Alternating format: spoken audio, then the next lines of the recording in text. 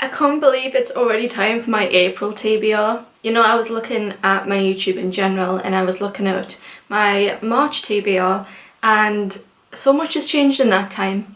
My wedding cancelled, food rationed, my job uncertain, hotel Trivago. You just don't think that life can change as quickly as what it has. In a world of uncertainty, I'm just so pleased that I have enough books to see me through the apocalypse, because that's the only thing keeping me sane right now. And I also thought that now would probably be the only time in my life where I can actually sit and get a bunch of reading done.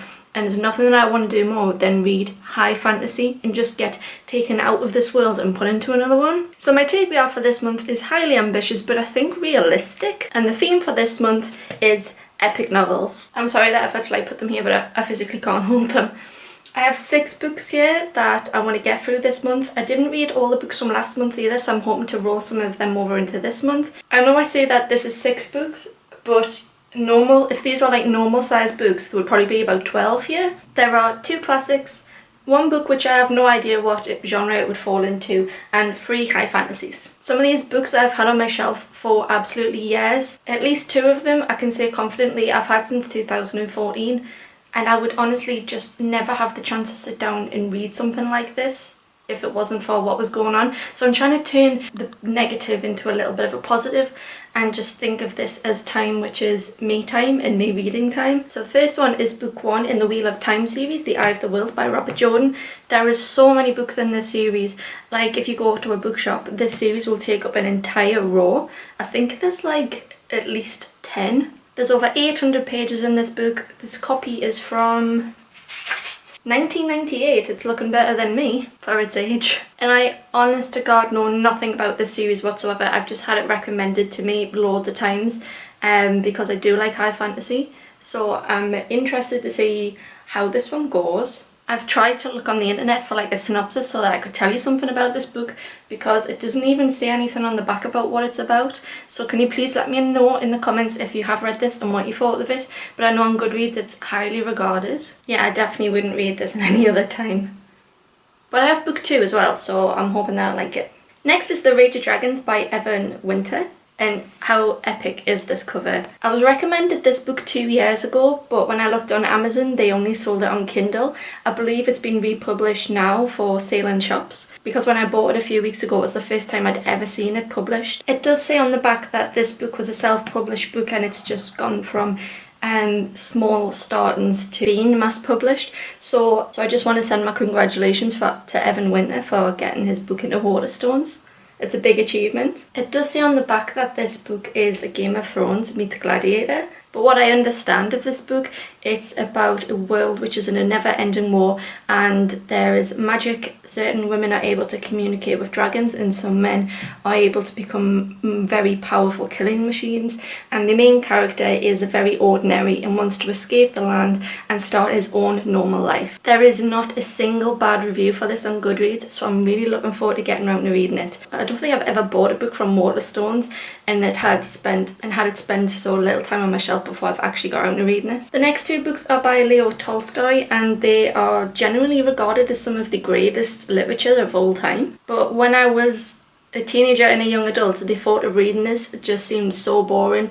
But now that I'm 27, I think I have more of a regard and more of a respect for literature and classics. And I feel like once I've read these, I'll have achieved something. I think the first one that I'm going to read is Anna Karenina. It's set in Russia. It covers so many topics about Russian society and the rich and the poor and the scandalous lives of the elite. She has everything that high society could possibly want, but then she meets a count and they start this illicit affair, and it's her story of sort of pursuing true love. But apparently there's so much drama and so much self-destruction in this book, and it's sort of like a picture of Russian society many years ago. And we all know I'm sort of into Russian books at the moment, so I'm really excited for this one. Next is War and Peace, which is possibly the longest book that I've ever owned. It comes in at over 1,300 pages. I think the only book that I've read that came anywhere near this length was The Stand, which was over 1,000 pages, but I did read that in 3 days but had no sleep, and I can't do that anymore, I'm too old. War and Peace is an epic novel set in Russia. Napoleon has invaded Russia and totally rocked the country, but War and Peace is more sort of at the grassroots level. It's looking at family relationships, it's looking at society outside of the bigger picture and looking at the intricacies and the drama of what is going on in society. There's a whole host of characters that have so many experiences, and it really looks at human experience and human insight against this really turbulent political background. This was published before Anna Karenina, and it was published in 1869. And when you open it and you like skim some of the words and the way that it's written, it seems so complicated. I'm hoping that this is actually enjoyable to read and not something like that you have to slog through, because it's similar to slogging through something in English at school, which is why I've left it until I've been quite much older and I have a lot of time on my hands, like now, where I'm willing to persevere with something like this to read it. Book number 5 is Shantaram by Gregory David Roberts. This book is semi-autobiographical. Gregory Roberts was an Australian who ended up in prison in India, and he sort of joins the Indian underworld. He gets wrapped up in a lot of crime, and he started writing this book when he was in prison. The first 2 drafts of his book were thrown out by guards, but he persevered and became a full-time writer upon expatriation to Australia. I'm not aware that I've ever read a book by someone who is quite open about their criminal past and how this is and how they've woven a story around this. I'm sure that there is some that I've read. Let me know in the comments if you know of any books like that as well. But I honestly don't think I've ever read a book that is primarily set in India, which is predominantly why I picked this up, because I love reading books set in other countries. It just gets so boring reading the same American and British books all the time. So any recommendations for books set in other countries? Absolutely great. And the final book is the book that I think I've owned the longest. Coming in at over 1,100 pages is Volume 1, The Way of Kings by Brandon Sanderson. This is an extremely popular high fantasy novel, and a lot of people have said it's very slow to start, but once you get into it and you understand the world and the society, it's very good. Like The Eye of the World, I tried to find a synopsis of this online so that I could actually talk about what it was about, but I really struggled to find one. All I could find was that there's magic in this world, there's assassins in this world, and that the world itself is absolutely humongous and well built. So I'm sorry that I've been very brief about what some of these books are about, but I genuinely can't find a good synopsis that gives me an overview to let you know what it's about.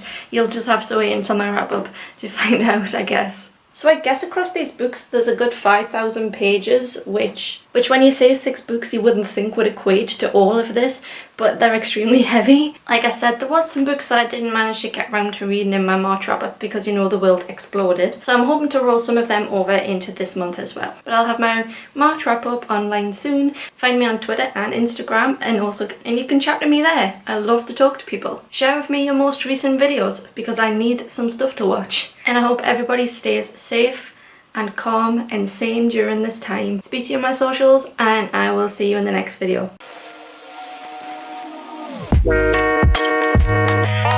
I'm currently reading Daisy Jones and the Six. I'm halfway through and I'm really enjoying it. I will say it reminds me of Fleetwood Mac a lot, and the story of their band, like outside of their music production. It reads like an interview, like someone's interviewing them in the modern times about the band that they were in the 70s, and a lot of like the stuff that they're dealing with, like drug issues and finding a female lead singer and relationships. It's all like what makes me think of Fleetwood Mac, and I am a massive Fleetwood Mac fan. So today, in honor of the book, I've got my Fleetwood Mac t-shirt on.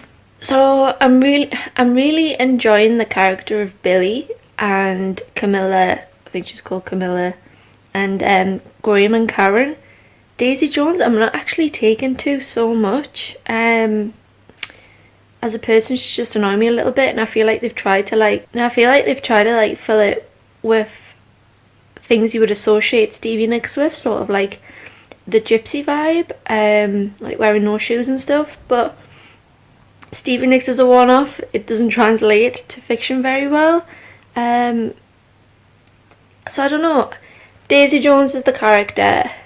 It's getting on my nerves a little bit. But we'll see how it plays out. I'm pretty much reading it for Billy. I do expect that, like I'm nearly halfway through, that this is going to be a 5-star read. I am enjoying it. We'll just see where it goes.